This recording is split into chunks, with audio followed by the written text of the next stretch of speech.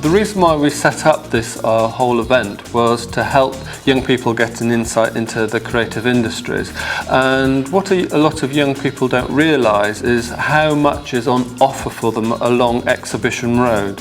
In fact, I don't think there's anywhere else in the world where you could get so many cultural institutions in such a small area. I mean, we've got colleges, museums, galleries of world renowned, but young people often come just to visit one institution and not another. So what we wanted to do is to work together on a day where many of the institutions along Exhibition Road would open up their doors, if you like, and run events. So a group of young people who might be interested in fashion design could then go along and go to the Science Museum and find out, applications about science, and then they might go up to the Serpentine and look at, hear about artists speaking about their work, or call in Royal College in Art and find out what it's like to be a young person developing their careers in art, or they could go from Imperial to find out what graduate students are doing in science. So it was basically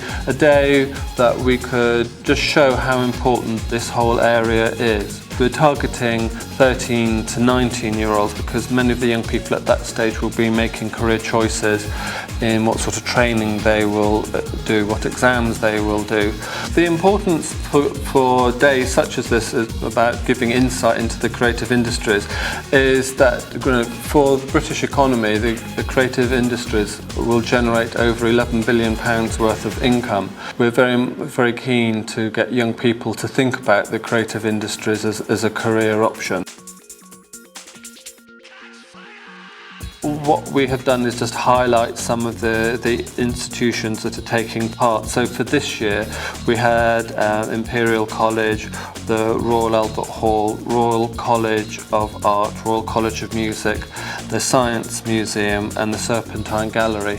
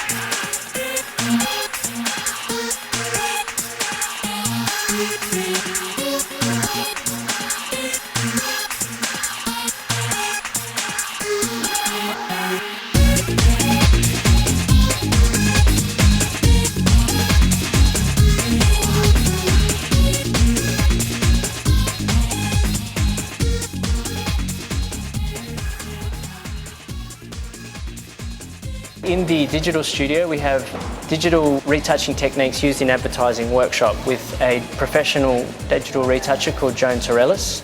And the students are basically going to hear about how he got into that area of design, what he does in his everyday life, some of the programs he uses, and then he's going to illustrate and demonstrate alongside the students how to retouch photographs and similar things which he would do in everyday industry practice.